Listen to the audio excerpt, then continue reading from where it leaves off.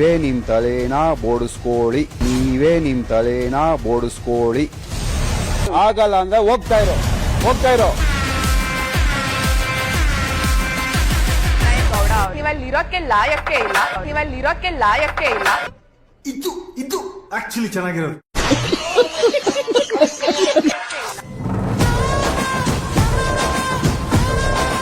ಅಪ್ಪ ಮಗ ಇಬ್ರಿಗೂ ಇದೇನು ಒಬ್ಬರೊಬ್ರು ಬಿಡಕ್ ಬಂದಿರೋದ ಇಲ್ಲ ಕಂಟೆಸ್ಟೆಂಟ್ ಆಗಿ ಏನಿದು?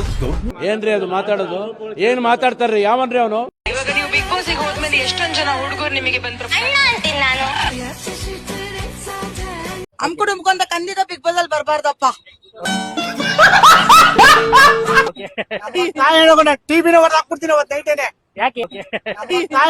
ಟಿವಿನ ಹೊರ ಹಾಕ್ಬಿಡ್ತೀನಿ ಅವತ್ತು ನೈಟೇನೆ. ಯಾಕೆ ಬ್ರೋ? ಇಲ್ಲೇ ಅಂಕ ಅಂತ ಅಂದ್ರೆ ಯಾರು ನೋಡ್ತಾರೆ? ಸಾರಿ.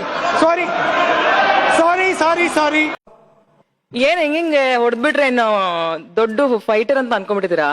ಫೈಟರ್ ಆಗಿಲ್ಲ ಅಂದ್ರೆ ಫೈಟರ್ ಆಯ್ತೀನಿ. ಹೆಂಗ್ ಆಗ್ತೀರಾ? ಹಿಂಗೆ ಗಾಳಿ ಹೊಡ್ಬಿಟ್ರೆ ಹೆಂಗೋ ಆಯ್ತೀನಿ. ಏನಿವಾಗ ಅಂದ್ರೆ ಏನ್ ಅರ್ಥ?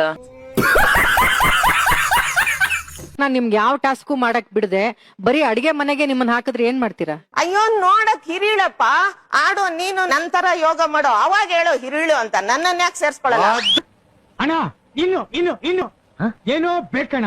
ಅಡಿಗೆ ಮನೆಗೆ ಹೋಗಲ್ಲ. ಏನೋ ಸೀರೆ ಉಟ್ಕೊಂಡ್ ಬಂದ್ಬಿಟ್ಟಿದ್ದೀನಿ. ಇಲ್ಲ ಅಂದ್ರೆ ಒಂದ್ ಆಸನ ಹಿಂಗ್ ಅಂದ್ಬಿಟ್ಟು ಬಿಗ್ ಬಾಸ್ಗೆ ಹಿಂಗ್ ನಮಸ್ಕಾರ ಹಾಕ್ಬಿಟ್ಟು ಕಾಲ್ ತೆಗೆದು ನಮಸ್ಕಾರ ಮಾಡ್ತಾ ಇದ್ದೆ, ಹನುಮಾನ್ ಆಸನ. ಅಣ್ಣ ನನ್ ಕೈಯಲ್ಲಿ ಆಯ್ತಾ? ದಂಡಿಗೆ ಎದುರಲ್ಲ, ದಾಳಿಗೆ ಎದುರಲ್ಲ. ಆದ್ರೆ KGF ಅಪ್ಪು ಚಾನಲ್ ಅಂದ್ರೆ ಒಂದ್ ಸ್ವಲ್ಪ ಜನ ಕಾಯದೆ ಡಬ ಅನ್ನುತ್ತೆ. ಯಾಕಂದ್ರೆ ಅದು ನಮ್ಮ ಗಂಡು ಮೆಟ್ಟಿದ ನಾಡು ಕರ್ನಾಟಕದ ಗತ್ತು.